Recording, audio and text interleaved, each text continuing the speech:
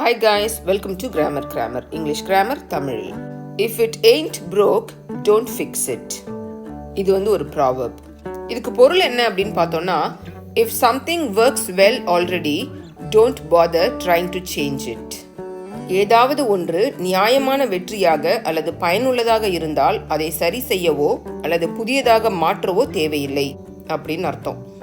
அந்த பொருள் நல்லா தான் வேலை செய்யுது, அந்த மனிதர் நல்லா தான் நடந்துக்கிறாரு அப்படின்னா அவரையோ அந்த பொருளையோ நம்ம மாற்ற வேண்டிய அவசியம் இல்லை, அதை சரி செய்ய வேண்டிய அவசியம் இல்லை அப்படின்றது தான் இந்த ப்ராவர்புடைய மீனிங். இந்த ப்ராவர்ப்ல நம்ம ain't அப்படின்ற வார்த்தையை யூஸ் பண்றோம்.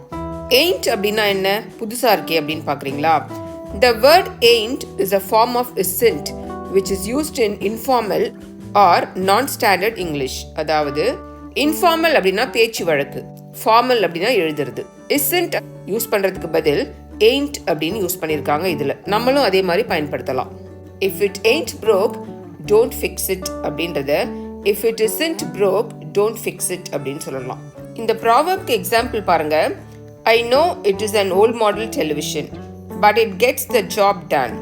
And if it ain't broke, don't fix it. அதாவது இது ஒரு ஓல்டு மாடல் டிவி அப்படின்றது எனக்கு தெரியும், ஆனால் இது நல்லா வேலை செய்யுது, அது வேலை செய்யறதுனால, ஒழுங்கா வேலை செய்யறதுனால அதை நம்ம மாற்ற வேண்டிய அவசியம் இல்லை, புதிய டிவி வாங்க வேண்டிய அவசியம் இல்லை அப்படின்னு நம்ம இதில் சொல்றோம். If it ain't broke, don't fix it. It is said when you recognize that something is in a satisfactory state and there is no reason to try to change it. ஏதோ ஒன்று திருப்திகரமாக இயங்கி கொண்டிருக்கிறது, நல்ல நிலைமையில தான் இருக்குது, அதை மாற்றுவதற்கு எந்த அவசியமும் இல்லை அப்படின்ற சூழ்நிலை இருக்கும்பொழுது நம்ம if it ain't broke, don't fix it அப்படின்ற இந்த ப்ராவர்பை யூஸ் பண்ணலாம்.